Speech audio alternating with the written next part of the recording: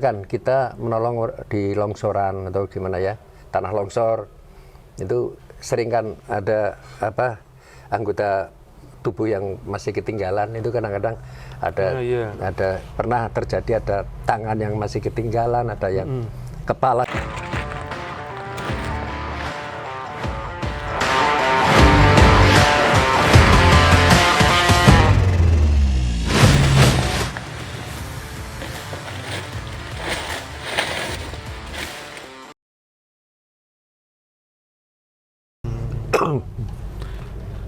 Selama Mbah Tikno itu ikut operasi SAR, itu ada nggak kejadian atau ya operasi SAR lah gitu yang membuat Mbah Tikno itu ya pokoknya teringat, selalu teringat lah di dalam setiap langkah Mbah Tikno itu? Ya paling saya evakuasi sambil menangis itu pernah. Ada anak kecil usia sekitar 4 tahun ya, waktu gempa Bantul. Gempa Jogja berarti? Gempa Jogja. Nah, gempa Jogja itu kita, anak ini kakinya yang sebelah kiri ini kena balek ini loh. Rumah? Gitu. Ini kita dongkrak pakai 2 dongkrak itu kan. Saya dongkrak sambil berdoa ya, itulah saya lakukan. Karena kalau sampai pakai dongkrak sampai meleset, ini kaki justru malah patah. Kaki anak tersebut kan. Umur berapa tadi, Mbak? Umur 4 tahunan. 4 tahun? Iya, cewek. Nah, di situ begitu saya dongkrak satu persatu sambil saya berdoa lah sebisa-bisa saya itu kan. Begitu ada celah, kaki bisa saya tarik itu, saya sambil nangis ini. Begitu kakinya kena gitu, saya nangis atau saya tak bopong ini saya kasihkan anak-anak teman-teman SAR dari dari Unsud Purwokerto. Tolong ini Dek, ini langsung dibawa lari ke rumah sakit, ke PKU atau kemana lah, pokoknya Bethesda atau PKU, pokoknya ini cepat dilarikan. Sama tolong ini kaki jangan sampai dikasih kasih bide gitu. papan ya kan. Aduh, dilipat lari gitu. Jadi di situ itu pernah saya sambil dongkrak ini, sambil evakuasi sambil nangis itu. Karena bayangan saya ingat saya cucu saya gitu loh. Di situlah.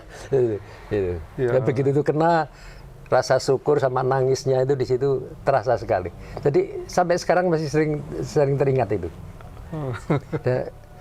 Masih teringat. Tahun 2000 berapa lupa saya. Gempa Jogja ya. Jogja ya. Betul. Setelah tsunami Aceh itu. Betul, iya. 2006 ya? Iya, 2006. 2006. Kalau itu kan kita sedang memantau di Merapi, karena Merapi yang aktif, ya kan? Begitu ada letusan pagi hari kan ngertinya Merapi, nggak taunya Jogja, yang kita langsung lari ke Jogja sama Mbak Eko. Kita nunggu di Secang, tim Sada Jateng dari Semarang, kita bareng beriringan. Jadi di Malioboro itu masih banyak motor-motor yang masih pada jatuh di tengah jalan. Akibat gempa itu ya? Iya, saya lari langsung ke wilayah Bambang Dipuro ya, Pareng Tritis itu. Sana ke Jetis itu korban paling banyak kan di Jetis itu. Di kampung Jetis. Kalau momen-momen waktu melakukan evakuasi di setiap medan operasi lah ya itu. Mbah Tikno itu pernah jatuh sakit atau gimana gitu? Alhamdulillah enggak, malah justru. Enggak pernah? Saya berangkat itu dalam kondisi agak flu atau gimana ya. Tapi setelah sampai di lokasi justru malah sehat. Aneh itu. Aneh. Di Lombok itu saya kan kerja dari pagi sampai malam hari. Malam kalau ada gempa begitu ada gempa berhenti, kita kan langsung nisir. Kalau ada yang ketimpa di jalan atau bahkan malam hari itu kan nisir area itu kan. Penyisiran area kan. Berarti, Lombok itu gempanya kan hampir berapa kali sekali, jam sekali ada gempa. Cukup lama ya. Lama gempanya itu. Ya. Jadi kalau itu, tapi sering malah sama yang anak-anak muda ini sering saya heran sama Mbak Tik itu. Ngalahin yang muda-muda ya. Iya, padahal sudah cukup umur dong berarti dong. Sekarang 70 saya. Waktu gempa Lombok ya kan sudah cukup. Ya sudah. Ternyata masih cukup kuat ya untuk bolak-balik ya. Ya, kita pengungsi kan di semuanya wilayah tidak ada yang pinggir pantai kan, di atas. Setiap hari kita kan drop air. Drop logistik, air ke pengungsi-pengungsi itu atas, ya kan, ke lereng-lereng gunung itu kan, sampai ke daerah Sunaru apa gitu sana, jalur pendakian Rinjani yang adat Sunaru itu sana. Gitu.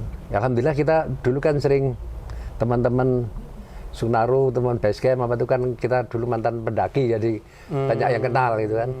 Tapi sampai sana malah kayak di tempat sendiri gitu. Karena satu jiwa. Iya. Sama teman-teman Wanadri, teman-teman Sar Mahameru, kita kumpulnya di Sunaru sana ya kan. Jadi di situlah saya merasa saya senang kalau bisa menolong seperti itu, nolong anak kecil bisa diselamatkan dalam kondisi seperti itu, rasanya itu di sini kayak dapat harta karun. Harta yang tak ternilai. Iya itu. Apalagi ketika kita melakukan evakuasi, korbannya selamat ya. Selamat. Itu sebuah iya betul. Penghargaan sendiri buat kita. Betul. Materi nggak penting ya? Oh nggak penting. Materi bisa kita cari kok. Materi bisa dicari, tapi kebahagiaan kita untuk menolong orang lain gitu ya. Betul. Terkadang gini, misalkan kita menolong di longsoran atau gimana ya, tanah longsor, itu sering kan ada anggota tubuh yang masih ketinggalan, itu kadang-kadang ada pernah terjadi ada tangan yang masih ketinggalan, ada yang kepala juga pernah ada yang ketinggalan, ini dari leher ke bawah sudah kita ketemukan, ternyata kepala ini sampai 2 hari baru diketemukan. Itu saya selalu cari sampai bisa ketemu. Walaupun misalkan sisa ini Tapi kan carinya susah itu, Mbak. Susah. Sampai 2 hari, 3 hari kadang-kadang. Itu saya suka fokus itu loh. Karena perasaan saya suka kasihan tuh kalau masih itu belum ketemu gitu loh. Tapi alhamdulillah selama ini yang saya lakukan itu, kalau ada yang masih tersisa, saya cari kok dapat ditemukan. Potongan tubuhnya tubuh dapat ditemukan. Ya dengan niatan semangat. Kayaknya tuh kasihan banget gitu ya. Perasaan saya tuh, perasaan saya kalau sampai ada yang tertinggal belum diketemukan itu selalu saya cari. Walaupun saya sendiri. Kurang gitu. Iya. Kalau belum ketemu saya belum merasa puas. Kalau belum ketemu semua itu. Tapi kalau sudah ketemu saya baru merasa alhamdulillah lah, bisa dikumpulin jadi satu gitu loh. Itu di situ ada kesan tersendiri. Iya. Ini kan Mbak Tikno kan sudah cukup umur ya sebenarnya. Umur 70. Ya, sekarang jalan 70 ini. Jalan 70. Jalan 70. Itu kalau dari pihak keluarga sendiri gimana, Mbak? Alhamdulillah dari istri, anak-anak semuanya mendukung. Nggak ada yang mencegah atau gimana? Nggak ada, justru malah mendukung. Misalkan ada musibah bencana, baik anak saya yang di Boyolali atau yang di mana itu kan, Bapak udah berangkat belum? Saya tanya sama ibunya, Mah, Bapak udah berangkat belum? Kalau belum, udah punya uang belum? Anak-anak segitunya ya? Iya, semuanya gitu. Anak-anak saya semuanya gitu. Jadi karena kalau saya berangkat kan tidak sendirian, saya mesti bawa anggota, paling enggak ya 1 mobil 2 mobil lah, ya kan? Nah itu anak-anak semua support semua, nggak ada khawatir ya? Nggak khawatir. Tapi kalau pasti meninggalkan rumah dalam jangka waktu yang cukup lama ya? Iya. Tapi keluarga selalu memonitor? Selalu monitor dan selalu men-spot. Malah kalau dari istri saya itu nggak mikirkan saya, yang dipikirkan malah kadang anak-anak masih pada bisa ngerokok enggak. Kalau dia yang nelpon malah istri saya malah nggak khawatir sama yang lagi kalau operasi saya enggak. Dia malah nelponnya, anak-anak masih pada punya rokok enggak, Mbak? Alhamdulillah masih. Maksudnya tuh yang tim saya itu bareng-bareng ke saya. Alah. Itu semuanya gitu. Ya, alhamdulillah. Di situ support semuanya. Ya karena menurut anak-anak saya itu ya ibadah paling mungkin paling menurut anak-anak itu paling bermakna.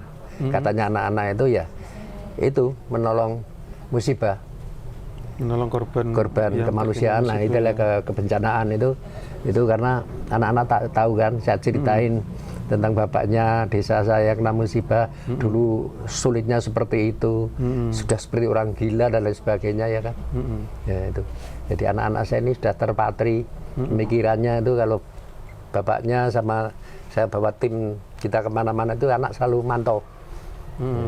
Mantau. Jadi kadang-kadang selalu sampai sekarang. Dan alhamdulillah itu. Jangan sampai di jalan sampai kehabisan bekal dan lain sebagainya. Yang penting itu support dari keluarga. Ya, Mbah. Alhamdulillah.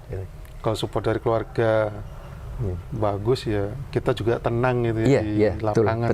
Betul. Kuncinya di situ memang. Keluarga, alhamdulillah kita mensupport.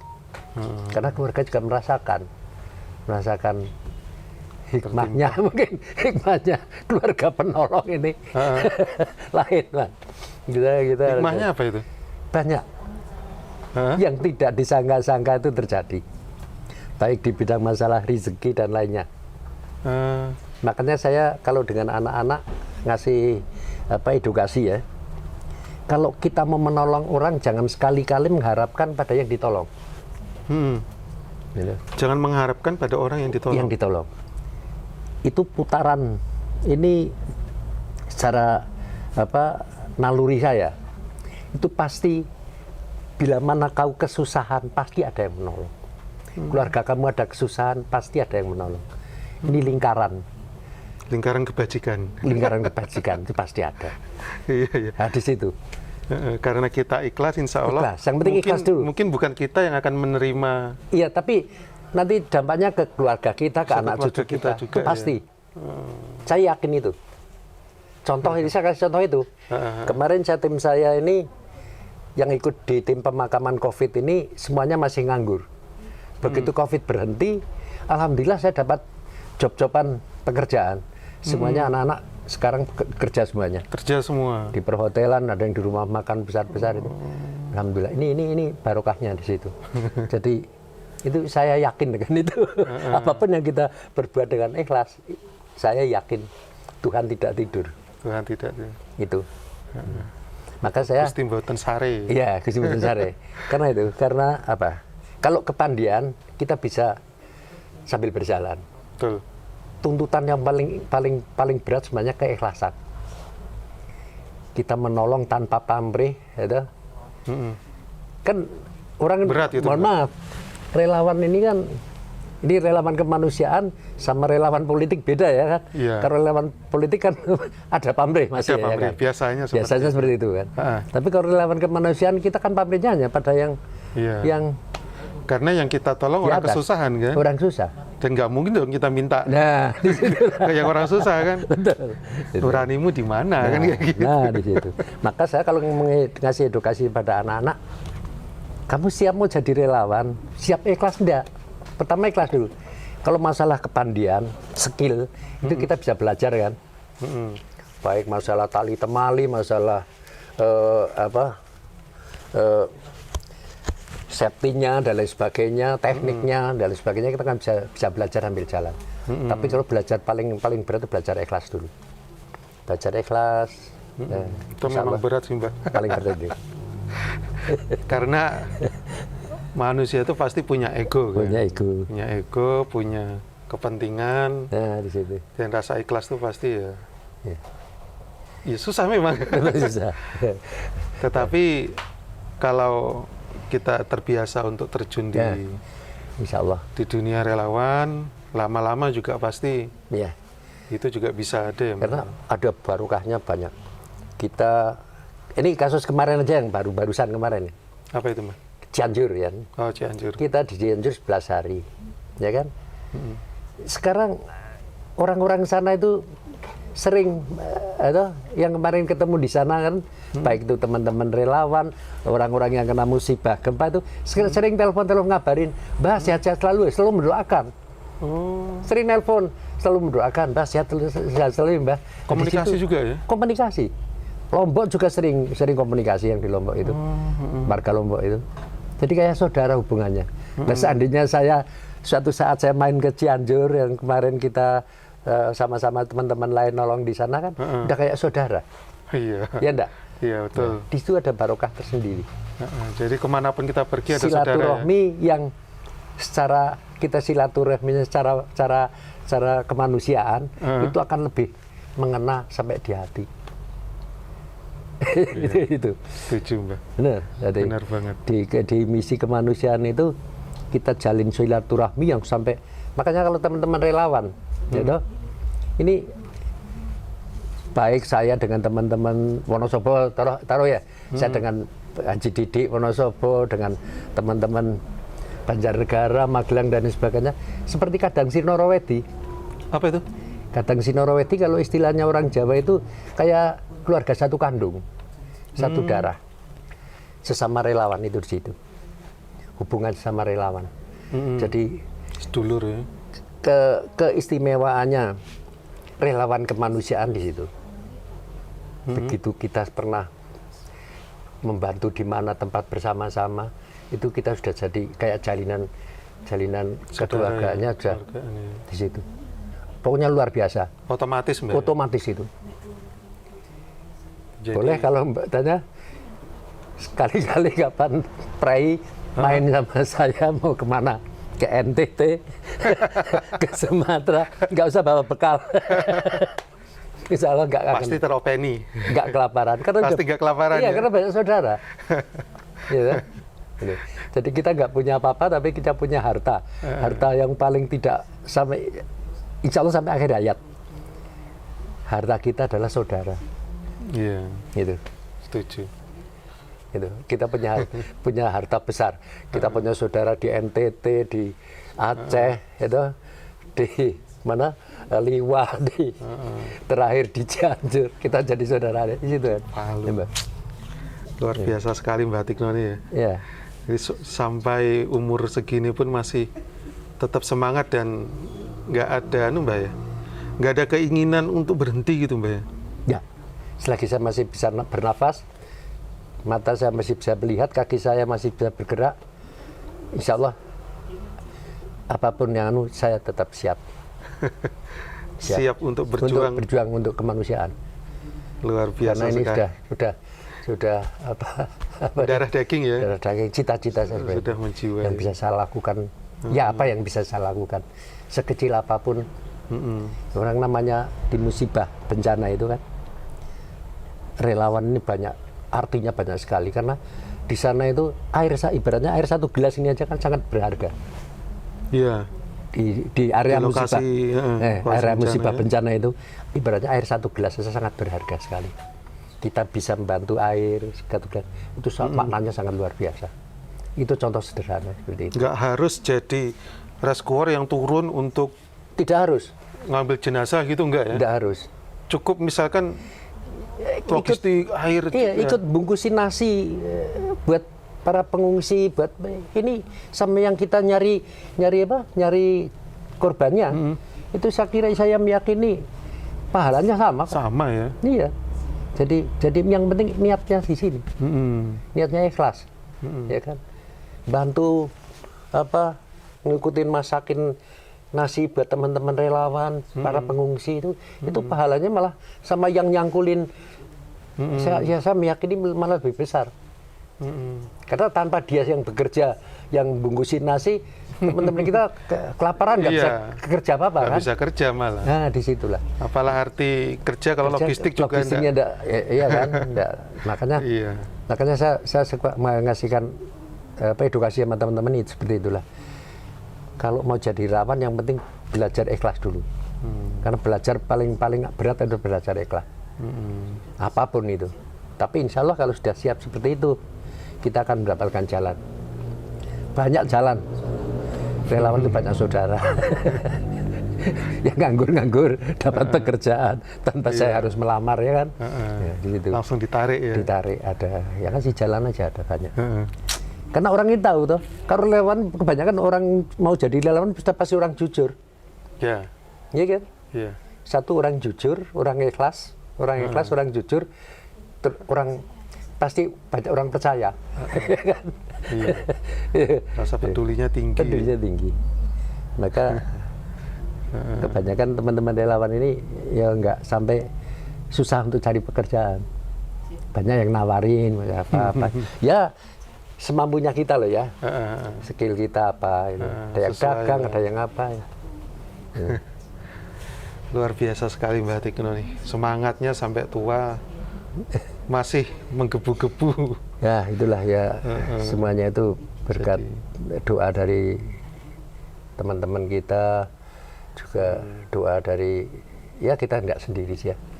Saya yakini kayak saya di Temanggung ini juga banyak yang muda-muda yang selalu nyepot, gitu. Kalau ada apa-apa kita, yuk berangkat Mbah mana-mana. Yang penting saya masih bisa ikut, bisa ya. Lalu kadang-kadang anak-anak, ya kayak kemarin tuh di Sumbing waktu kebakaran itu kan, wilayah Wonosobo itu. Jadi malam hari kita kondisikan pendaki yang di atas ini sudah turun semuanya belum ya kan. Kita cross check itu dulu, turunin begitu semuanya udah pada turun, jumlah 69 pendaki sampai pagi itu turun semua, ya, baru kita fokus untuk mengkondisikan pemadaman ya kan. Kejadian jam berapa itu Mbak? Itu malam itu. Kebakaran? Iya, Sumbing itu sore ya toh, sore kejadian itu. Kan di area Wonosobo, di atas. Jadi kalau dari Kalianggrek ini sebelah baratnya lagi ya. Cuman angin arahnya ke barat itu. Jadi sampai dari wilayah sebelah barat Kalianggrek ke barat sampai ke wilayah Sapuran, wilayah Kecamatan Kalikajar di Desa Lamuk itu. Kita ngeposnya sama teman-teman Wonosobo di Lamuk. Besar itu Mbak? Besar itu, berapa ratus hektar itu ilalang. Cuman untungnya itu nggak ke bawah. Kalau ke bawah mukul Pinesan itu habis. Jadi anginnya ke barat, nggak ke bawah ini. Kalau ke bawah ini di atas Banyumutal itu kan lahan pinus, gitu. Itu nggak kena. Kalau kena habis. Ya. Wah berarti gede banget. Itu berapa hari Mbak itu? Kita 3 hari lah, 3 hari. 3 hari, padam ya? Mbak ya, 3 hari 4 malam. Ya, pemantauan. Tapi nggak ada korban jiwa ya Mbak? Nggak ada, alhamdulillah nggak ada.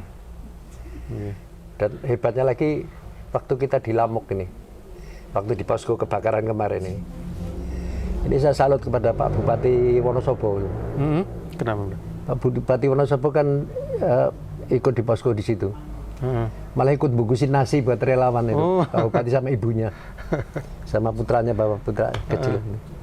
Ini menspot terhadap semangat teman-teman relawan, ya kan? Bungkusin nasi buat relawan. Iya, ikut bungkusin nasi buat relawan di dapur umum, sama anak-anak saya di situ. Ini Pak Bupati Wonosobo, luar biasa. Ini ya saya pengen beberapa pejabat daerah ya toh, kalau ada musibah bencana akan seperti beliau ini jadi apa ada minimal buat semangat teman-teman relawan. Tentunya kalau pejabat ikut turun kan jadi penyemangat sendiri ya. Ya termasuk relawan Jawa Tengah ini maaf. Ini di tahun politik jadi saya bukan bicara soal politik. Tapi kita pengalaman ya, pengalaman saya kan saya jadi ini kan hidup ini kan sudah di masa Orde Baru, gitu. Orba. Ya dari Orba. Dari Orba, itu sampai ganti beberapa Jateng, ganti beberapa gubernur ya. Jadi pada Pak Suparjo Rostam, saya masih jadi kepala desa ya kan. Sampai sekarang ganti beberapa gubernur ya, termasuk Pak Bibit Waluyo, tambah sekarang kemarin ini Pak Ganjar ya kan. Ini saya salut pada Pak Gubernur yang terakhir, Pak Ganjar Pranowo itu. Itu kalau ada bencana di luar daerah ya toh, kayak di Palu, di Lombok, termasuk kemarin Cianjur, beliau selalu mengondisikan pada baik membantu logistik, menggerakkan relawan yang dari Jawa Tengah, khususnya dari Semarang, dan BPBD-nya disupport cepat, itu dibantu, kasihan gimana. Saya salut sama beliau. Itu satu, itu kedua kemarin ini Pak Bupati Wonosobo ini mau ikut bungkusin nasi di dapur umum ini mas, semangat teman-teman relawan. Mudah-mudahan para pejabat-pejabat yang seperti itu saya doakan panjang umur, cita-citanya sukses dan buat ini apa, buat contoh yang lain. Karena kalau orang relawan ini kan pemikirannya cuma sederhana ya kan. Di kemanusiaan, tidak di dunia politik. Tapi kalau melihat itu kan merasa bangga, itu aja.